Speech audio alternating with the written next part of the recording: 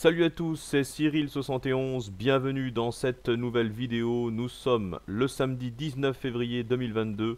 Je vous refais un nouveau point météo car la situation très perturbée et venteuse pour les régions du Nord n'est pas terminée, hein. Après le passage de la tempête Dudley, la tempête Eunice, eh ben, on en a une nouvelle, hein, qui approche. Bon, je ne connais pas son nom. Voilà, je n'ai pas eu d'informations encore là-dessus, hein. Alors peut-être que vous en avez. Dans tous les cas, on la constate bien sur les modèles, hein. Ici, hein, sur l'Atlantique, une vaste dépression. Voilà, alors on a également une petite dépression à l'avant, hein, qui ce samedi se développe du côté de l'Angleterre. Bon, là, rien à voir avec la tempête Eunice, hein, qui se situe ici en ce samedi, hein. Vous voyez, elle est déjà très très loin, quasiment en Russie, hein, là. Donc voilà, et puis on voit ce vaste système dépressionnaire, encore une fois, hein, qui s'étend dans les hautes latitudes, hein, signe que là nous sommes encore dans une situation de zonale. L'anticyclone qui lui se situe toujours chez lui, aux Açores. Voilà, on a également des hautes pressions en direction de l'Italie, une petite anomalie, hein, de Talweg ici sur l'Espagne, d'ailleurs on a une petite dorsale anticyclonique sur la moitié sud qui nous concerne pour ce samedi. Mais vous voyez, hein, les régions du Nord, donc nouvelle perturbation. Mais c'est surtout cette dépression qu'il faut surveiller. Car oui, bon, ce sera peut-être la dernière, hein, je pense que ce sera la dernière, voilà, de cette série de tempêtes, hein.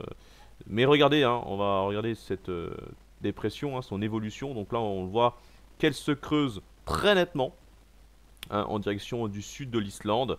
Mais on a un jet stream, hein, qui se situe ici, hein, donc là sur le rail dépressionnaire. Un jet stream qui souffle à plus de 300 km/h.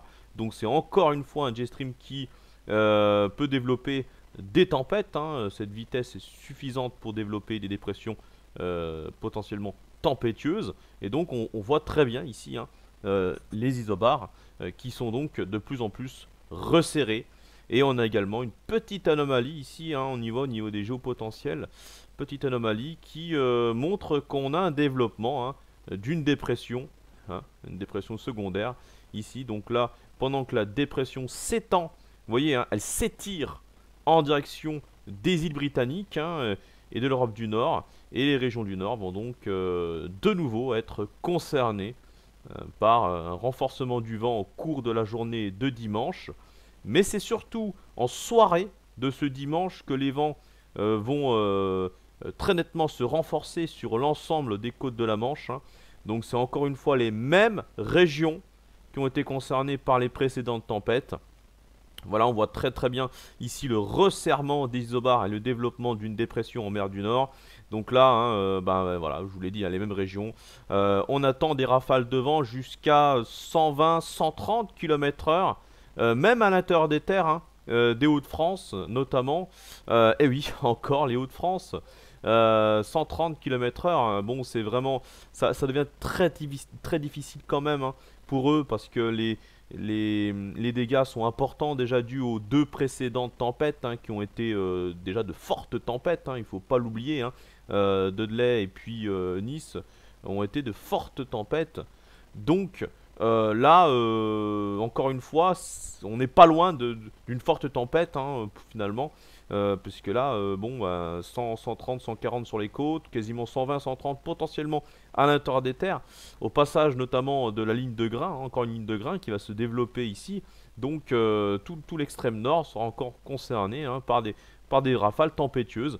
Et puis ensuite, en cours de nuit de dimanche à lundi, hein, le front s'évacue en direction, encore une fois, des mêmes régions, vers la Belgique, Luxembourg, l'Allemagne, hein. Vous voyez l'Allemagne avec la dépression qui continue à se creuser d'ailleurs ici.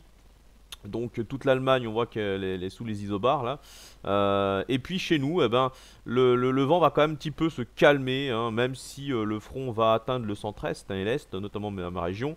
Donc là, ça va se calmer, hein. Bon, le vent devrait être autour des 70-80 km/h.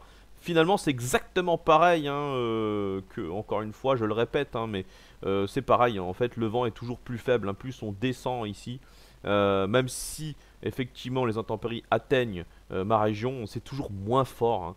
On voit que l'isobar se dessert. Et puis pour l'ouest et le sud-ouest, bah, c'est le calme, hein, puisqu'on sera au plus près de l'anticyclone.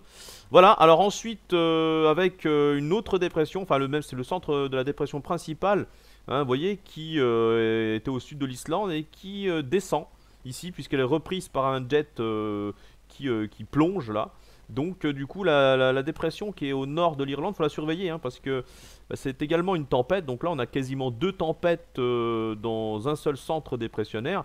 Donc le centre dépressionnaire c'est ça, et on a deux tempêtes qui se développent. Il y en a une donc ici justement, hein, que je viens de vous parler, et puis il y a une deuxième pour la journée de lundi. Alors cette dépression par contre elle ne se creuse pas, contrairement à l'autre, hein. Vous voyez, un 965 hectopascal du côté de la Scandinavie.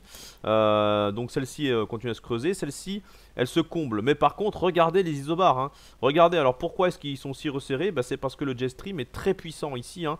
Il plonge depuis l'Irlande en direction de notre pays. Donc des streams très puissants. Et là avec ce flux qui bascule au nord-ouest, il faudra également le souligner que de fortes précipitations sont attendues, hein, sur le nord et le nord-est, mais également jusqu'au niveau des Alpes, hein, tout le relief des Alpes. Et vu que les températures vont également être plutôt basses, on attend beaucoup de neige, hein, tout au long de la journée de lundi, hein, en accumulation, hein, puisque là en flux de nord-ouest les précipitations vont venir se bloquer sur le relief des Alpes, donc beaucoup de neige à attendre. Il faudra être très prudent avec un risque d'avalanche sans doute dans la journée de lundi. Et puis également avec ce jet stream qui plonge dans la journée de lundi en direction de la Méditerranée ensuite, hein. Vous voyez ici, eh ben, on va avoir le Mistral, hein, qui va de nouveau se renforcer avec là aussi une forte tempête entre Corse et continent jusqu'à 150-160 km/h qui sont prévus. Donc on sait que ça peut aller même plus loin localement dans ce genre de situation pour la Corse. Donc là, de nouveau, une grosse tempête de Mistral, une grosse tempête en Corse. Et puis ailleurs, on aura également un vent très soutenu avec des rafales jusqu'à 80 km/h sur une grande moitié nord. Et ouais, une grande moitié nord en flux de nord-ouest ici, hein. Le vent se calmera seulement dans la journée de mardi avec l'anticyclone des Açores qui va de nouveau exercer son influence en direction de notre pays. Voilà, et là, le système dépressionnaire va se combler sur une grande partie de l'Europe, hein. Et puis là, à partir de ce moment-là, bah, c'est terminé. Normalement, il ne se passera plus rien puisque les dépressions vont être rejetées de plus en plus vers le nord. Peut-être, je dis bien peut-être, la fin de l'hiver. En tout cas, l'hiver météorologique sera bientôt terminé ici. Voilà, parce que nous serons le 22 février. Donc peut-être que cette dépression sera la dernière dégradation, mais dans tous les cas, elle sera encore une fois à surveiller, très musclée. Et après tous les dégâts qu'il y a déjà eu, j'ai bien peur qu'il y en ait encore avec cette dépression. Vous voyez, elle est quand même assez balèze, assez impressionnante, imposante. Donc voilà, un gros système dépressionnaire.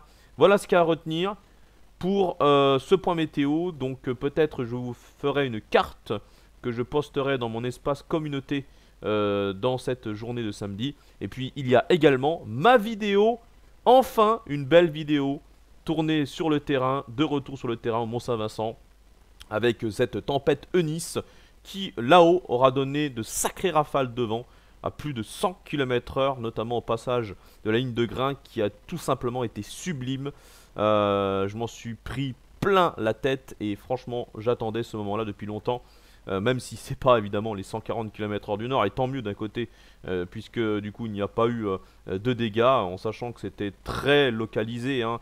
Les rafales de vent à plus de 100 km/h étaient vraiment au sommet du Mont Saint-Vincent, hein, vraiment tout en haut, car en bas on n'a pas dépassé les 70 km/h, donc c'est pour ça que du coup, ça a limité les dégâts, hein. Voilà, mais du coup j'ai bien fait de monter là-haut, hein, c'était vraiment superbe. Voilà, donc bon week-end à toutes et à tous, et on se retrouve à très vite. Ciao.